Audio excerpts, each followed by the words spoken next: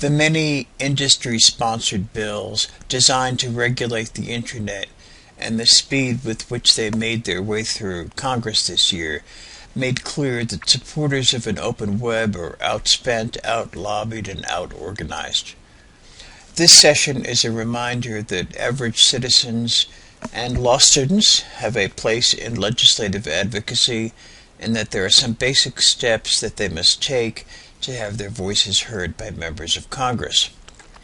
This year, industry lobbyists almost succeeded in persuading Congress to enact legislation that would have profoundly affected the future of the web. Opponents mobilized to voice their objections and succeeded in stopping the passage of SOPA and PIPA. It is certain that there will be future attempts by corporate copyright owners to promote similar legislation. Complaining about excess influence and greater access and money is not enough. Advocates of an open web will need to become legislative advocates for alternate proposals that may come about as a result of the hackathon. So what are the tools of the legislative advocate? Traditionally, interested parties submitted testimony in support of or in opposition to pending bills. They also submitted letters to members of Congress and their staff. They can talk to staff on the Hill about upcoming issues, status of legislation, policy positions, and attend meetings on the Hill with House members, Senate members, and also with executive branch officials. Of course, government is not government by the people, really. It is government by the people who participate. In 1782, Thomas Jefferson wrote, "The influence over government must be shared among all the people. If every individual participates, the government will be safe because the whole mass will exceed any private resources of wealth." So constituent contact is the key to effective advocacy. Why is constituent advocacy important, and how can constituents be more effective in their advocacy? The desk of members of Congress and their staff usually looks something like this. In competing for staff time, this is what you're up against: the pile of unanswered constituent mail, which includes some investigating Elvis sighting, the letter perhaps from some member of local mayor about looking for some earmark project or some other serious matter. The many reports that Congresspeople and staff members have to read on national intelligence, for example, or national proliferation, unread emails, faxes from interest groups, and personal items, such as we may not get into. The Congressional Management Foundation recently released a report on communicating with Congress, and the findings show that the public has changed the way it communicates with Capitol Hill. You'll see in the upper left-hand corner, we can link out to this report, and there are some interesting findings. You see the URL here is congressionalfoundation.org, and there are some links out to how citizen advocacy is changing mail operations in Capitol Hill, some reports on Twitter, and here we have recommendations for improving the democratic dialogue. You can read all these on your own and download the PDF if you wish. Getting back to the slideshow, you'll see that the email has outpaced snail mail. In 2004, there were some 200 million communications through postal and email communications, with email far outpacing snail mail, and phone calls and faxes, of course, are also part of that. Receivers of Congress are still using outdated methods to deal with communication. So with this kind of volume, what kind of communication actually gets through? The CMF research shows how staff members responded to this question, and answers might surprise you. There's a view out there pushed forward by Hollywood and some in Washington media that Congress is dominated by special interests, and there are certainly examples of that.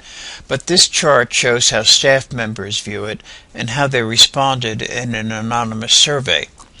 You'll see that constituent visits and representatives who are contacting on behalf of constituents actually have the most impact.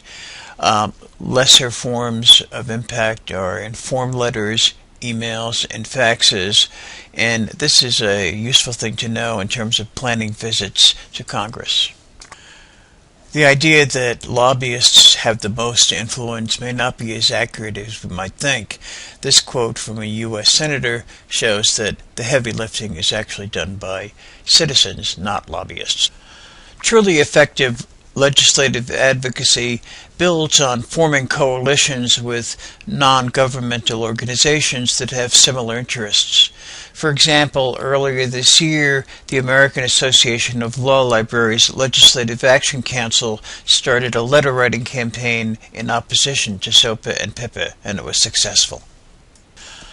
Other groups, such as the American Bar Association, have effective legislative advocacy groups.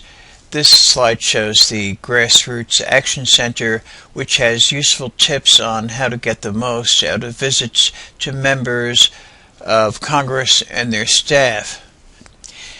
The ABA Grassroots Action Center gives useful tips that help you develop strategies for influencing decision makers. Obviously, taking advantage of the digital age is one, but know your power as a constituent and always try to remember to personalize by customizing your message. Outreach options, of course, include, besides written communications and telephone communications, the idea of a personal visit. Some useful tips on that, of course, is to make an appointment, do your homework ahead of time, select a spokesperson, be brief, be positive, localize the issue, leave a one-pager, close the deal, write a thank you note, and report the results to the GAO. Another important consideration is not to overlook the role of staff members. You may not always get to meet the congressman or the senator, and you'll be dealing with staff, so be sure that you build a relationship with them as well.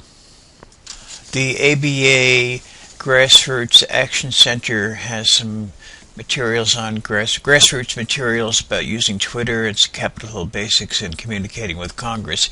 Each of these, using Twitter, for example, leads to a PDF description about the basics of using Twitter.